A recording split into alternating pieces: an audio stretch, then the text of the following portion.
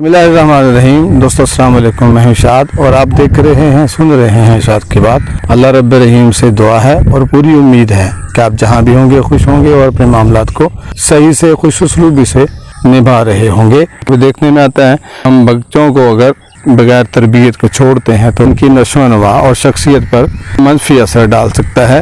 तरबियत का मतलब है कि बच्चों को ज़िंदगी की बुनियादी बातें सिखाना, जैसे अच्छे अखलाक का सबक देना, ज़िम्मेदारी का एहसास होना कि ज़िम्मेदारियाँ अगर लेते हैं तो उसको किस तरह से निभाया जाता है, दूसरों के साथ एहतराम से पेश आना, छोटे बड़े का ख्याल रखना, छोटे के साथ शफकत और बड़े के साथ एहतराम से पेश आना जैसी बातें हो सकती हैं। और दोस्तों सही और गलत की पहचान, सही क्या है गलत क्या है उसके फ़र्क को पहचानना।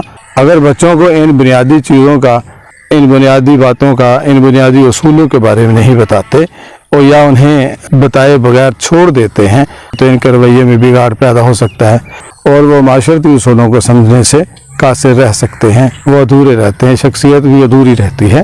तरबियत के बगैर बच्चे खुद गर्ज रहते हैं, गैर जिम्मेदारी का एहसास उनमें बढ़ता है, गैर जिम्मेदार होते हैं और मामलात में बेहतियात हो सकते हैं, बेहतियाती करते हैं। ये उनके मुस्तकबिल की कामयाबी और तल्लुकात पर भी मनफी असर डाल सकता है। बच्चों की बेहतर नशोनुमा के लिए ज़रूरी है कि वालिदैन और असातिज़ा इनकी दुरुस्त रहनुमाई करें और इन्हें अच्छी तरबियत फराहम करें।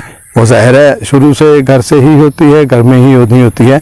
जब वालिदैन जो होते हैं इस हवाले से खुद अमली नमूना पेश करते हैं। बच्चे ज़्यादातर सुनने से, कहने से नहीं, देखने से, अमली तौर पर जब चीज़ों को देखते हैं तो उसके ऊपर अमल करते हैं। तरबियत का जो पहलू है वो जैसे कहते हैं कोई एक बुज़ुर्ग किसी जगह पे तबलीग के लिए जाने लगे तो अमीर जो थे वो कहने लगे कोशिश करना कि लोगों को कहना न पड़े, यानी बता करके सिखाना और बात है, कर करके बताना सिखाना दिखाना जो है वो और बात है। वो तरबियत का अलग असूल है। तो इस हवाले से जब तक हम अमली तौर पर खुद नहीं कुछ कर पाते, नहीं करते, बच्चे भी उसी चीज़ का असर लेते हैं, वही चीज़ करते हैं। इसलिए बच्चों की तरबियत जो है वो घर से शुरू होनी होती है, वो घर से ही होती है। तो किसी भी तरह से बच्चों को तरबियत के बगैर छोड़ा नहीं जा सकता। छोड़ते हैं तो उसके असरात पूरे होते हैं। बच्चे बगैर तरबियत पे छोड़े जाएं तो क्या क्या बिगाड़ पैदा हो सकता है। इखलाकी तौर पर बच्चे बिगड़ जाते हैं, इखलाकी हवाले से कमज़ोर रहते हैं। जब हम इखलाक की बात करते हैं तो उसमें दो पहलू सामने रखने होते हैं। एक तो नॉर्मली ज़ाहिरी ज़िंदगी है उसकी, उसमें वो बेराह रवी का शिकार होते हैं। वहाँ मतलब हमें देखने में आता है कि बहुत सारी चीज़ों में बेराह रवी का शिकार रहते हैं, लेकिन यहाँ दूसरा पहलू जो इंतहाई डार्क है, जिसके ऊपर तवज्जो देने की बड़ी ज़रूरत होती है, वो उनकी जिनसी बेराह रवी है। यकीनन उस पर मुझे दूसरी बात करनी होगी, दूसरी वीडियो बनाई जाएगी, हो सकता है उस पर भी बात करेंगे।